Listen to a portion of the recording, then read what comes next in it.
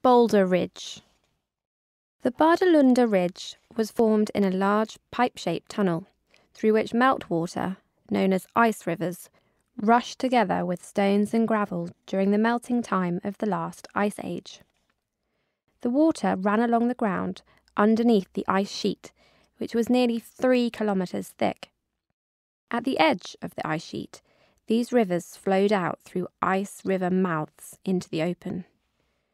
Usually, the width and height of a boulder ridge varies along its length, depending on how quickly the edge of the ice moved. The movement of the ice depended on the rate of melting, but also on the amounts of water and debris that were being transported by the ice river.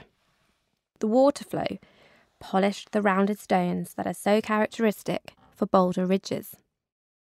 The latest ice age started about 115,000 years ago, and the ice sheet over Scandinavia was at its largest around 20,000 years ago.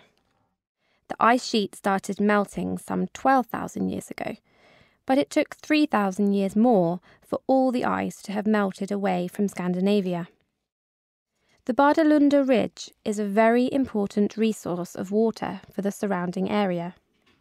Even though the ridge is high above its surrounding and consists of dry sand, gravel and stone, it's still full of water. Because the foot of the ridge is located far lower than the surrounding clay soils, grounds and fields, it is covered by a kind of lid.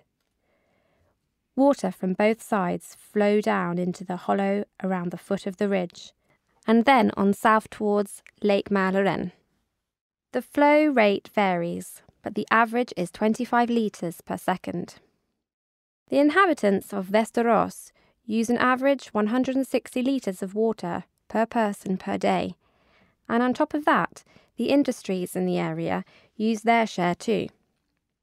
In order to meet the water needs, water is therefore pumped northwards about a mile from Lake Mälaren and led through infiltration pools to sink into the ridge and be purified before flowing south again.